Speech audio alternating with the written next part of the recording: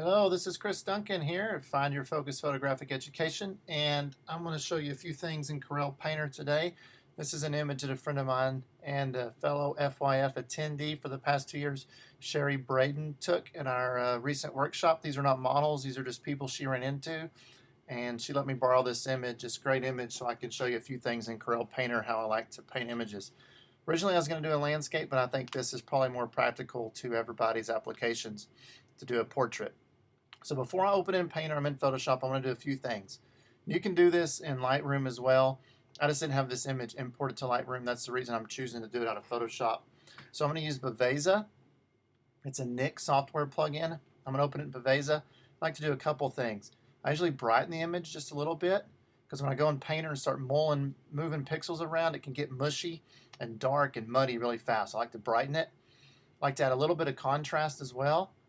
And structure, or use your clarity slider in Lightroom. I like to bring the structure up. Once again, when we start moving pixels around in Painter, this will still give it a nice painterly look, but I don't mull and mush up the pixels too much in Painter where it starts looking flat and muddy.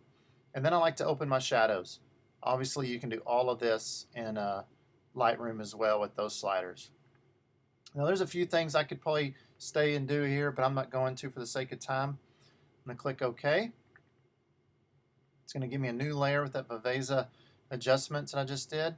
So you can see the before right here and the after. Just where I brighten it, add contrast, open the shadows, and then do some structure. So I'm going to go ahead and flatten this, and I will save it in my Painter folder. And I'll just leave it what it is. I'm going to save it there. So now when I go to Corel Painter, I can go ahead and open this image. It's in my Painter folder right there. It's called SB, whatever it is. Okay, once it comes into Painter, there's a few things we need to do. First of all is we're going to clone it, because we're not going to actually paint on raw canvas. We're going to paint with the pixels that are already there. So I'm going to go to File, Quick, or not Quick Clone, but Clone. I'm sorry, Quick Clone, sorry. It's going to give me a new image. It's going to shut down the other one, and you can see I have this low opacity. That's my tracing paper. If I turn that off, I've got a blank canvas. Turn it back on, that's what I'm going to be painting. And I like to set this opacity usually pretty low, and then I can toggle with Command T between my tracing paper and my image and see where I am. Okay. First thing I want to do is get a nice brush, because I need to make sure every pixel is painted. So I have this brush called Initial Clone. It's just an oil brush. Over here on the right hand side with my color palette, want to make sure that it's grayed out. If it's grayed out, I'll turn off this tracing paper. If it's grayed out, I paint the pixels. If it has a color, I'm going to paint whatever color it is. See, so I want to make sure it's grayed out. That way I'm painting the pixels. And I can be a little loosey-goosey with this and just kind of, I'm going to minimize that and just kind of go here and just make sure all the pixels have some paint on them. And that's what I'm going to do. This usually takes just a few minutes. For the sake of time, I'm going to stop this recording. I'm going to go ahead and paint the whole thing, and we'll meet you on the other side and we'll take our next step.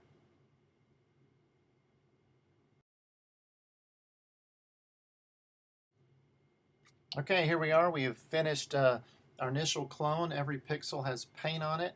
One thing I want to show you before we go a step further is I'm using this initial clone brush, which is just an oil cloner. My resat, up at the very top of this bar, my resaturation is at 100%. And what resaturation is basically how much paint is on the brush. So if I move that resaturation all the way down to yellow or to 0, I'm really not painting the complete pixels. I'm just grabbing part of it, right? You see that? By moving my resaturation up higher, I can get more detail. And with the clone and using that reference image, I don't have to work in layers. I can just paint over it and paint over it. If I accidentally turn on a color and paint here, I don't have to worry about that. I just go back over it with my clone brush. And obviously the faster I move, the more it smears it, and I can move slower for nice detail. This works with all the brushes, but with this initial clone, I just want to make sure all my all my pixels are touched, because it starts looking really fake if you have some pixels that aren't touched. Okay, next thing when you're working with an image like this, or any image has all these elements, is you want to start painting from the background to the foreground. So that means I'm going to put a yellow brush here just so you can see. So I'm going to have to paint this area, then this area, then this area. Then I'll need to paint this area. I have to scroll down here and paint this and all of this right here. I have to paint all of these areas. Then I can start working on my people. You see, I'll be able to start working on them. And when I paint them, I want to do their skin and then the scarf. So foreground and background. Then I can come and finish with my foreground elements. So always work from the back to the front. So that's how I'm going to have to work this image out. So let's just Command Z, undo all those.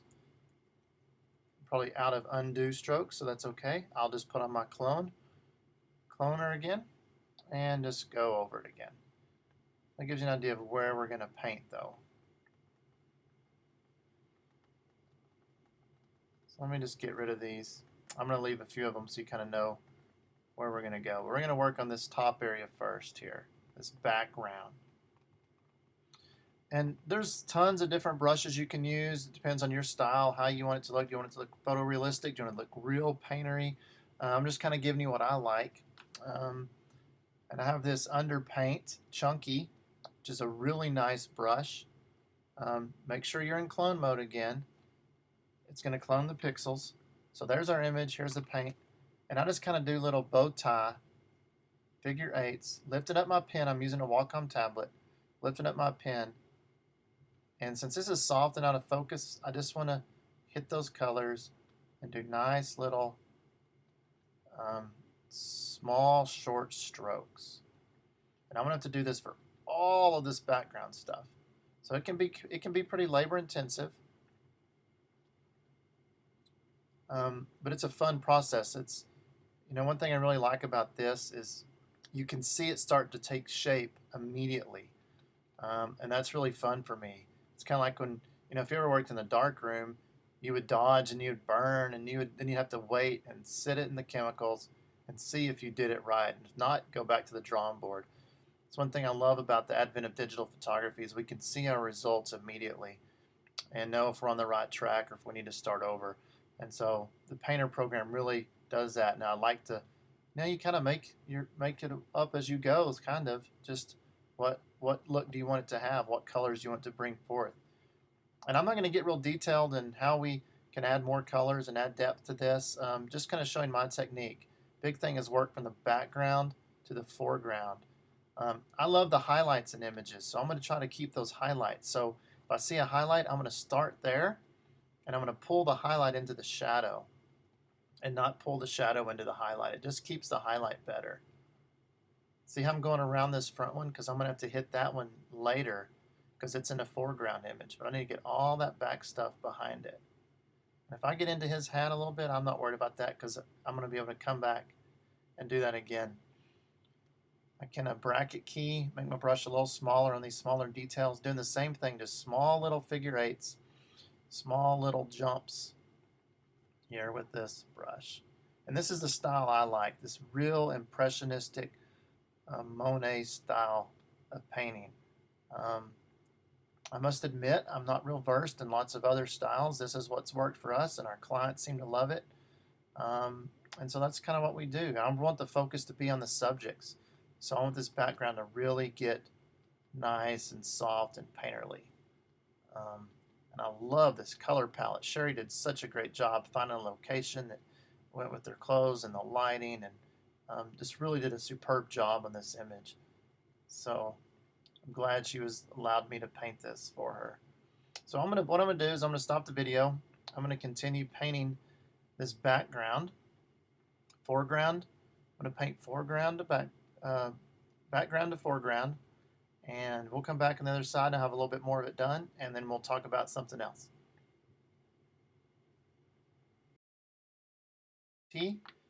Remove my tracing paper, show the image, and there's the painted one.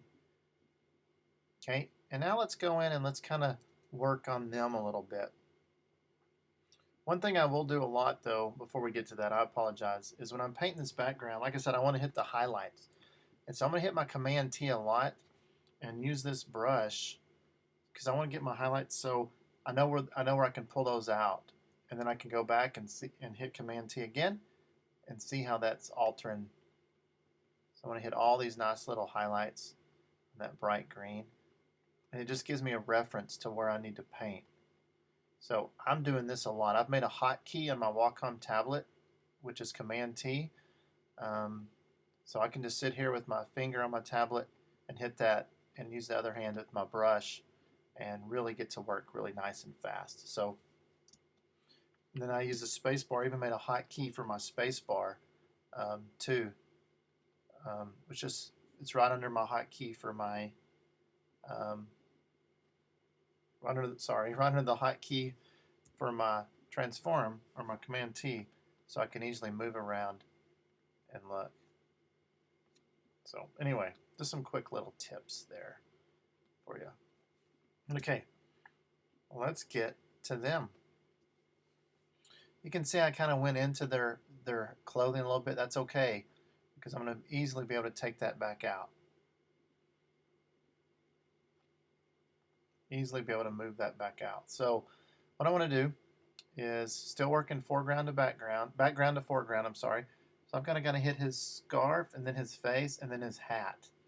I've got another brush, and these are some brushes I got from a friend of mine, Greg Daniel, who does paintings, and a lot of this I learned from Greg, and some other stuff I've learned from Heather the Painter. You can find her at heatherthepainter.com or Greg Daniel at gregorydaniel.com. It's Daniel without an S, Gregory Daniel. So Greg, if you get a chance to learn from either one of them, you'll be blessed. So I'm just going to use my Command T's, make sure I don't go out. And this is kind of like that underpaint chunky brush. It's just designed for clothing, little different settings. But I just want to hit his clothing. And the thing when you get to this part is you really need to pay careful attention to the way the folds are in the clothes and the direction you brush, because that's really where our shape and form comes in. See how this is folded right here? So I want to follow that fold. I don't want to just go straight down. See how there's no. Let me show you this. Let me get a color brush. This will be red just so you can see it. If I go like this, there's no shape. But if I can start doing this, then I can start creating some shape. Does that make sense? So that's what I really want to try to do, is follow that contour of the clothing that way. And this is where that Command T hotkey comes in. So I can really see, make sure I'm getting all those nice areas. See, I'm not just going straight lines. I'm following the contours of the clothing. So I can build in that shape and dimension in my portrait. Obviously, this is in behind that collar, so I've got to paint it first. I want to go background to foreground the whole way through. It's not just for the foliage; it's for the whole image. If you're a painter painting on a raw canvas, you wouldn't start with your subject. You would start with your background, and that's where that comes from. Now I can go back and hit this collar, and it looks seamless. It looks like I painted it in that way, the way it should look. If you get out of place on that, your image will really start looking kind of fake. So you got to be careful where you start. So I probably should be hitting his face here. Got to get his skin underneath there. So let me just get a little more of his clothing. See, he's behind her, so I need to get that first, and so on. So the background's really pretty easy. Once again, hitting those highlights. Background's pretty easy because you know it's foliage or it's a house or whatever. But when you start getting to your main subject, you got to really kind of pay attention to where you are, and you go back and forth from different areas. So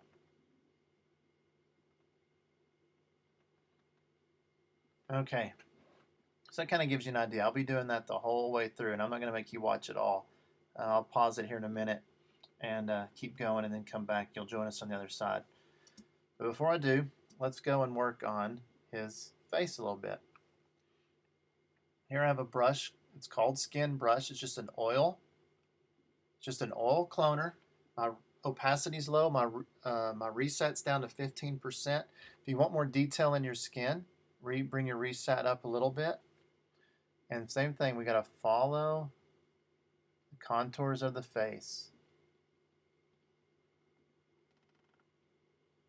And if I make really fast strokes, I'm going to smear it. If I make really subtle strokes, it's going to be more detailed. So around his eyes, I'm going to move a lot slower. I want the detail there, but on these other things, I want to move a little faster. And I'm bringing the highlight into the shadow. I'm starting with my highlight. See, I'm on the cheek working outward. I'm not bringing that shadow side in because I want that nice full face, nice full highlights. If you do too much and your reset's off or anything and you move it too much, you can really change the shape of their face. And that's not what we want to do. That's why it's really important that we go with the direction and the contours of their face. So their chin is nice little ovals. So it takes some time. I still feel like I'm improving every time I do one. Nice, subtle, soft strokes. And you'll notice I'm bringing my highlight into my shadow, not the other way around. If you pull your shadow into your highlight, you get really muddy looking highlights, and we want nice, clean highlights. It's really nice for a portrait. I'm going to turn that on and off. So you can see how we have a nice painterly look, but it's still got some nice detail in it. So we can tell it's a face and what this cowboy looks like. I'm going to go over here let me get this little area here. I'm often adjusting the size of my brush as I go.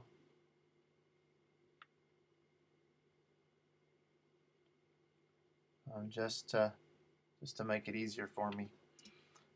Let's kind of hit her face real fast, and then we'll pause it. And I'm going to work some more on their clothing, and we'll catch up on the other side. But really slow around the eyes. See how I'm getting those first, because those are in the background. Nice and slow. If you want more detail in your eyes, bring that resaturation up. And then you're going to get more detail in your eyes. So that's what I did. I brought that reset up to about 70. And making nice soft strokes. And I'm going to hit the lips, get a little more detail in the lips. Okay, I'm going to bring that down to about 25 to 30 is kind of my happy place. And just working those highlights, following the contours of the face. The nose, I'm going to start on the tip of the nose and go up the bridge. See how I can bring that highlight into her nose, nice. The cheek. If you have a problem kind of figuring out the shape of the face, just kind of make little circles. That's going to be better than straight lines for sure, until you kind of get a hang of the structure of the face.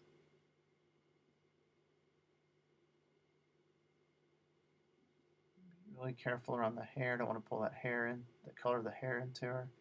So you can see nice, soft little strokes there. Clean that up around the chin. I'm going to go a little slower, get more detail. I'm going to bring my reset back up to around 70. And I'm going to go nice and soft around these lips and these teeth. Bring in that detail there. Let me finish up with her bust here. This little skin showing. I don't think we have much more skin showing, so that's... Apologize, this may not be the best image to show you skin, but it kind of gives you an idea of the basic techniques we use when we paint an image for a client.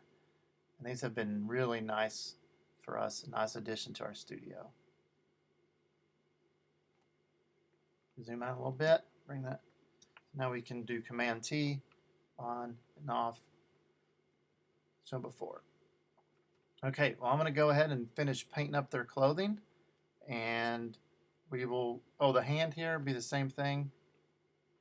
Nice and smooth, still following the shape of the hand. I think you get the idea. What I'm going to do is I want to go and finish up their clothing and get that all painted, and then we'll meet you on the other side for some finishing touches.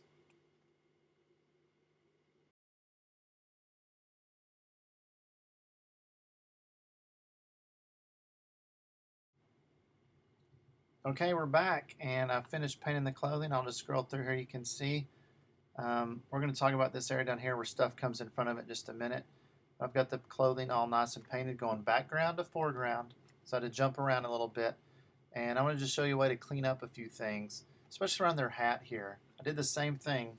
I'd turn off that layer. I'd go from the highlight to the shadow to keep the shape of their hats.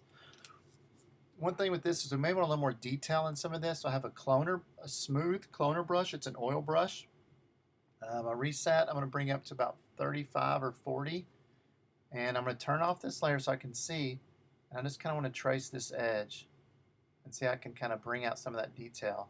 And just trace those edges nice and soft. That band, nice and soft. Trace that highlight right on that edge. That way I can kind of clean up that. And then it starts kind of looking a little bit fake, and I'll show you how we bring that out. But now I'm just nice and smooth. I'm getting a little more detail in that hat, which he'll probably like because those things are expensive. Maybe in his scarf too. Hit a little bit of those areas in his scarf. Same with her hat. Right on this edge highlight, I want to hit that nice highlight right there. I got a nice line there.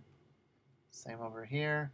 And then in that fold back there where it hits the background, I want to create a little separation there and along her face where it comes in front.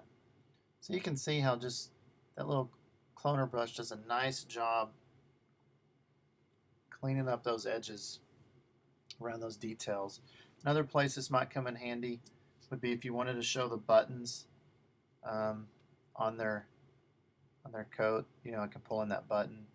These little loops that have some texture.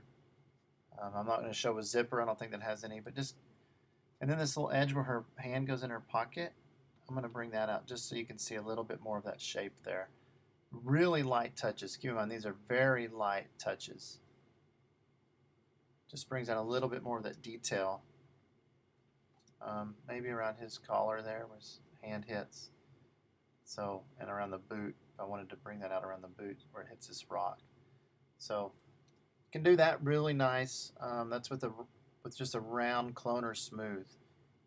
Adjust your reset, adjust those things, and they'll get different looks really for your style, what you want to do. Now, just a variation on that brush is a hairbrush. It's really the same brush, just a feature. Your feature is how far the bristles are spread apart.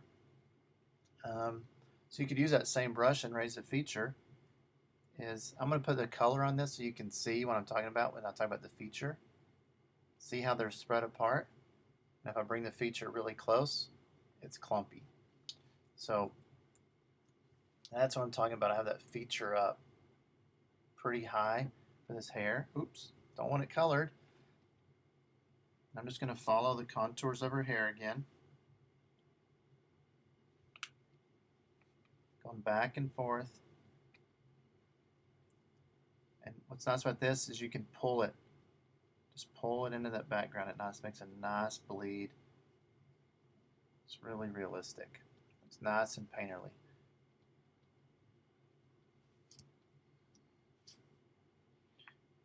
Have to make the brush smaller for these smaller details.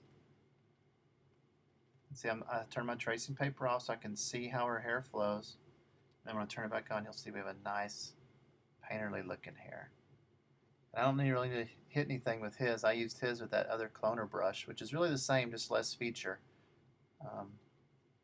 One thing I like to do sometimes with hair is I'll go back into Photoshop and put a liquify on it. And you can really make it wavy if you want. Same thing, I'm going to hit these highlights and pull these highlights up.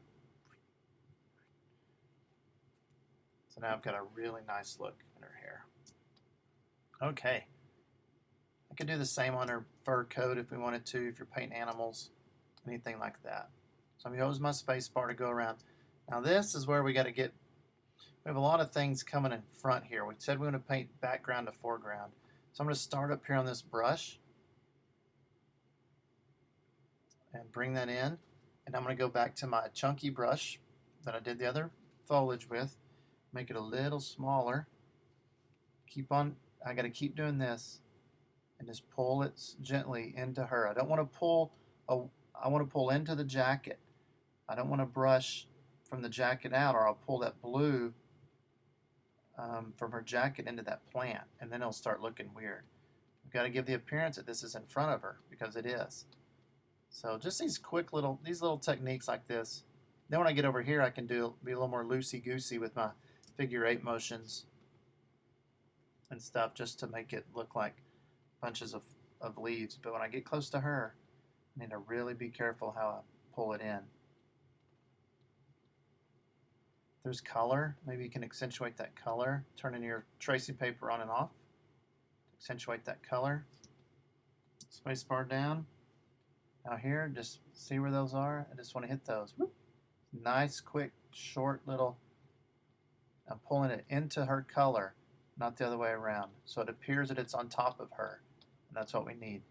If you go the other way, you get weird looking shapes. You always want to pull the foliage, whatever's in foreground, pull it up into the background.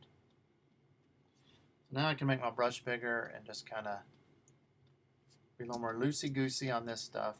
Little figure 8 motions. See, it's going everywhere. Try to pull those highlights into those shadows, so I don't have those dark holes there.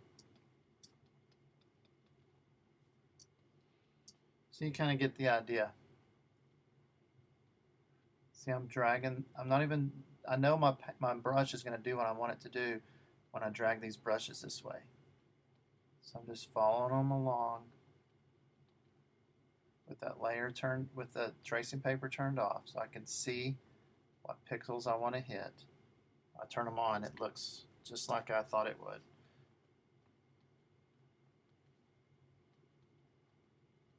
And here, let's see how this one is in front of that, so I'm going to pull that over into this.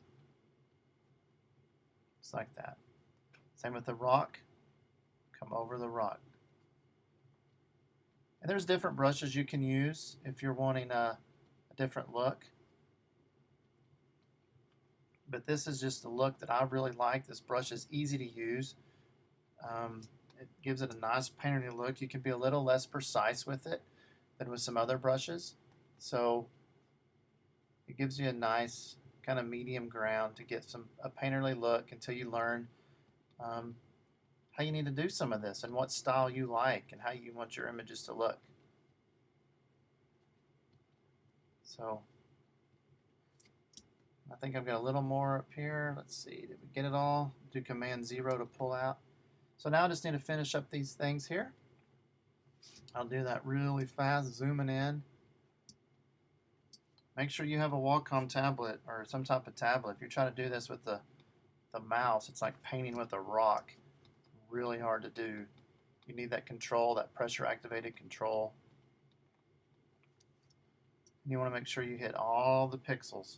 That's why that initial clone is so important, so we don't have any unpainted pixels. So in case I happen to miss something, it's not as blaring at me as an unpainted pixel. Like I said, there's other brushes you can do to get this, to do this if you want more detail on these leaves. I like the subject to go, the eye to go straight to my subject. So when I get to this, I get really loosey-goosey, and that's why I really like this brush. I can really make a nice impressionistic oil-looking painting. And then your clients are really confused that it's a painting and not a photograph. If there's any doubt, I think you're probably not painting enough, in my opinion. If there's any doubt that people go, is that a painting or is that a photograph? You might want to look on a little more unrealistic look. On the rock, same thing. Try to hit those highlights. Get a little shape to the rocks.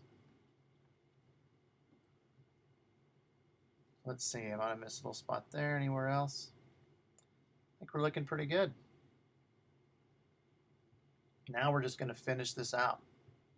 Okay, so what I'm going to do is I'm going to save this. And I've been saving it as we go. I always recommend that. Now I'm going to save it as a PSD. Sherry 2, we'll name this Sherry 2 since it's her work.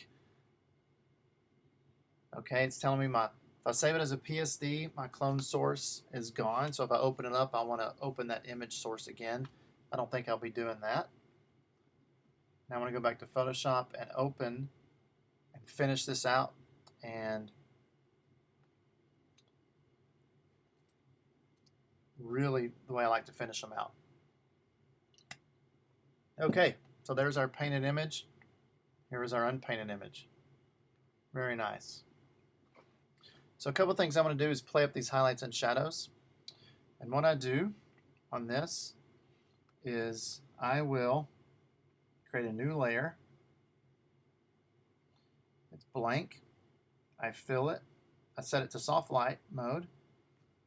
And then I'm going to fill it with 18% gray or 50% gray. Now if I put this on normal mode, you'll see that it's gray. Soft light will look like it's not there. And then I get my brush and I want black or white. So I hit the D to default to my black and white. Bring this brush just really small. And I'm going to go in and paint in my highlight and shadow. A white brush will paint in my highlight. A black brush will paint in shadow. So I'm on black now. So it's kind of like dodging and burning. Just dodging and burning. Just going to hit these dark parts. It's hard to see right now. But it really makes a nice difference on these images. I just want to hit a few of these just to give you an idea of what we're doing. I'm going to hit around the eyes, hit the pupils, burning those pupils a little bit, those eyes. These shadows of the face, these cheek lines, underneath the chin, around the ear. Put some lowlights in her hair. Oops, that's a little too heavy. Just nice, soft touches. You could do this in a painter. I like doing this method because then I just feel like I have a little more control. And that could be that I'm just not good enough in painter yet to do it. But this is the technique that's worked well for me and that I like. I do this a lot of images. Hit that rim of that hat right there.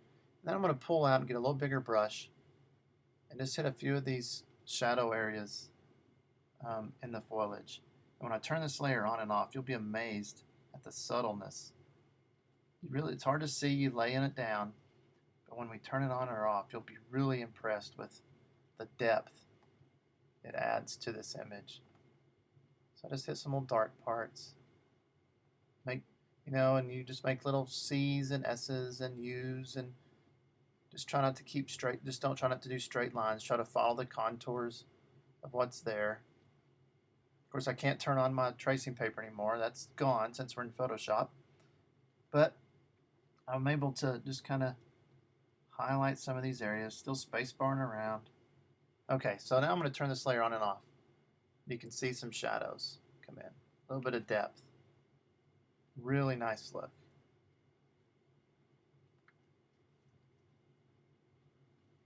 Now I'm going to hit X to go to a white brush. I do the same with highlights. Anywhere I want a little highlight, I just paint it in. Really nice along the edge of their clothes to accentuate that backlight, that nice lighting that Sherry put on this, around their hat, here on this rim. Good thing is I just hit X again if I want to go back to a shadow brush. I'm going to do a nice soft one here, put a little light on their cheeks, under their chin, because they get a little mushy sometimes when we paint it together. Smaller brush for her hair, following those highlights again. Girls love highlights. They want to have good looking hair, trust me. It gives them nice looking hair. You can even whiten the teeth with this if you need to. And then if you want, you can go ahead and hit some of the highlights in the landscape, the rocks or the trees, some of these leaves. I hit just a few of them just to save some time with this demo. I'll probably go back afterwards and do this a little bit more so Sherry has a nice finished piece to give her clients. But let's turn that off and on. Can you see that subtlety? Nice. Subtle, gives a little bit of depth. Okay, we're almost done with this. One more thing I'm going to do is I'm going to go to Color Effects 4. It's another Nik plugin. Load this image. I'm going to do a couple things that give it a little more painterly look, I believe. One is I like to do a tonal contrast. It's Nik by Google. That's a little too hard, so don't freak out. I'm going to bring my highlights down on the right hand side, my midtones. I like my shadow contrast a little higher. And I think that's way too saturated, so I'll bring that down and set it to a fine. So it's nice and subtle. Just see how it brings out the depth when I bring that shadow up. I really like that look. And then I want your eye to go right to them, so I'm going to do my favorite thing. It's called the Darken Lighten Center. It's kind of like a vignette, but I can place the center where I want it. Bring that center brightness. I could bring it way up or way down. And I can bring that outer brightness down. Center that up again. Oops, a little too low.